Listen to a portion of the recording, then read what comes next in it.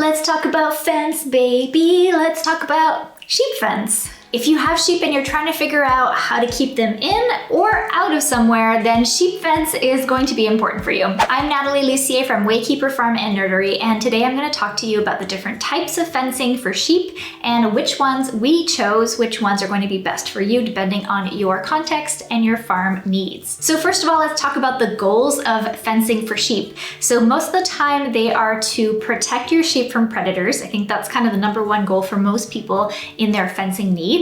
And then also to either keep them in a permanent location, say in the winter like we do, or to rotationally graze, so to have different spots you can move them to so that they will always improve the pasture and not degrade it over time. And there might be also perimeter fencing, so that could be all the way around your property, again to keep predators out or to just make it easier for you to have subdivisions inside of your pasture areas for your sheep. Now let's talk about cost. I am going to rank the different options by cost, but I do feel like at the same time it's important to consider long-term versus short-term. So there are really great fencing options that are really cheap to get started with and that are great for the short term, but that may not be as economical long term. So for example, setting up a permanent fence for your winter area is going to be better than using a temporary fence there, and I'll share my story of why we're doing it that way too. So the first type of sheep fencing that I recommend and that we started off with is a great option for getting started quickly as soon as you get sheep onto your property,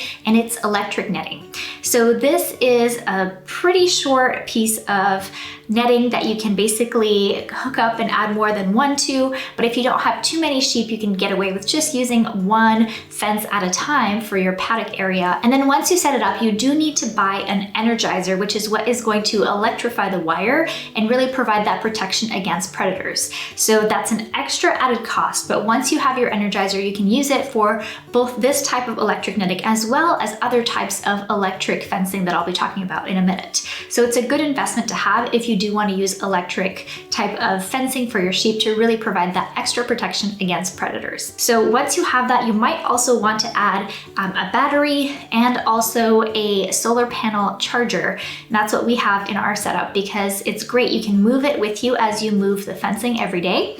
And it also allows you to recharge the battery so you don't have to bring it home and plug it in or have a long wire out in your field to try to plug in and charge your energizer. One of the things I'll say about using electric netting is that you want to make sure you get the ones specifically for sheep. So we have both sheep and chickens, and we decided to just use the chicken ones that we had and just use them for sheep because they're pretty similar.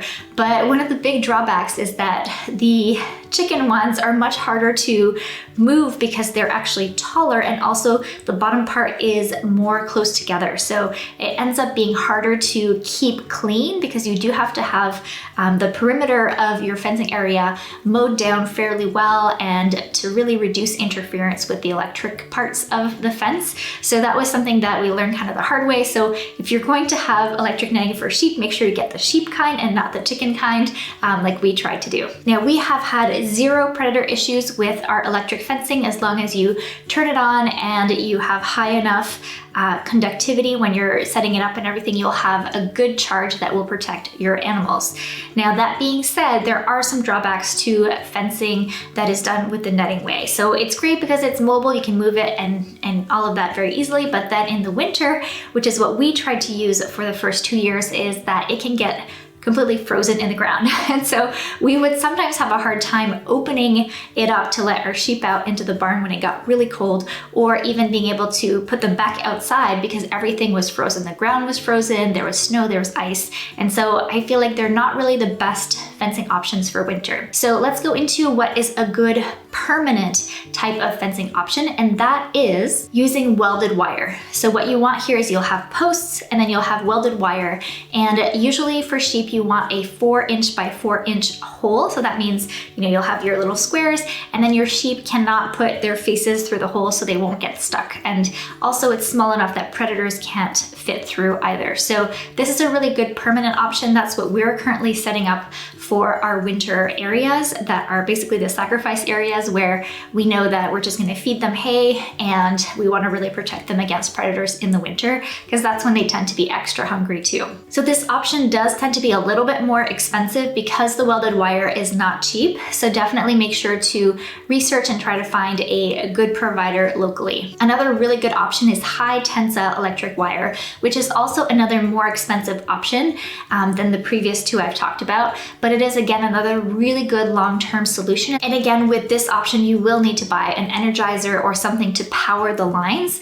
And this tends to be a really good as a perimeter fence or something that's going to be there permanent, because it is more of a permanent option that will take time to set up, but that will be there for the long term and really, really good. And another option, if you're really scared about predators for your area, would be to combine both the high tensile electric fence with the welded wire fence, which is actually something that we are going to be testing out as well. So that is something you can consider if it's more of a permanent fence solution, let's say like your winter area or something like that, or if you want to do it around the perimeter of your farm or your property. Now there is another mobile option, which is polywire fencing, which is also electric. So if you want to have, say, something permanent on the outside, but then on the inside you want to subdivide your pasture, and this kind of polywire rope will also require an energizer to run power through it and make the wire hot to protect against predators. Now the benefit of polywire is it does tend to be a little bit cheaper than the other options I've mentioned. It's probably on par with the netting fencing that's electric as well. So those are really good options if you want to do rotational grazing and you need to be moving your sheep on a regular basis. You can basically change the structure of your fencing pretty easily with this polywire, and you might also need to add some actual posts and stuff to make that easier as well. So the benefit of using electric netting is that you don't need any extra posts. The posts come with the netting, and so you really just pick up and go. So those are the 4 options I would recommend to help keep your sheep safe and also moving or staying in the right spot. And there are definitely tons of other fencing options out there. There's woven stuff and all kinds of other options that you can consider, but I did not mention them because I think that these are the 4 that you should think about the most, because they're the most effective, cost effective, and also just easier to use and set up long term as well. So if you're curious about rotational grazing and how we do it on our farm, watch this video now.